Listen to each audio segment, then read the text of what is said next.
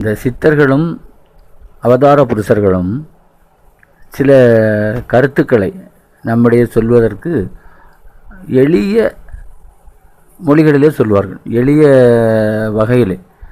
அதாவது ஒரு சாதாரண நாட்டு நடப்பிலே சொல்லக்கூடிய ஒரு கருத்தை சாதாரண நிலையிலே சொன்ன மாதிரி சொல்லுவாங்க.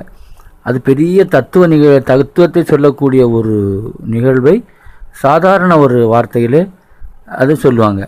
அதுக்கும் அந்த ஆகமத்துக்கும் எந்த சம்பந்தமும் இருக்காது. அந்த நிலையில் அதை சொல்லுவாங்க. அந்த வகையிலே அருள்நூலில் ஐயா செடி கலைத்து வேட்டையாடி தெளிந்த முயல் பிடிக்க வந்தேன் அப்படின்னு சொல்லி ஒரு வாசகத்தை ஐயா சொல்லியிருப்பார். அப்போ இந்த வாசகத்தின்படி பார்த்தா ஐயா மிருகங்களை வேட்டையாட வந்தது போல் இருக்கும். ஆனால் அது இல்லை. ஐயா வைகுண்ட அவதாரம் எடுத்து வந்ததனுடைய நோக்கமே கலியை நாம் அழிக்க வேண்டும். நாம் எப்படி கலியை அழிப்பது என்பதை நமக்கு உணர்த்துவதற்காக ஐயா அவதாரம் எடுத்து கலியை அழிக்கக்கூடிய தன்மையை நமக்கு உணர்த்தினார்.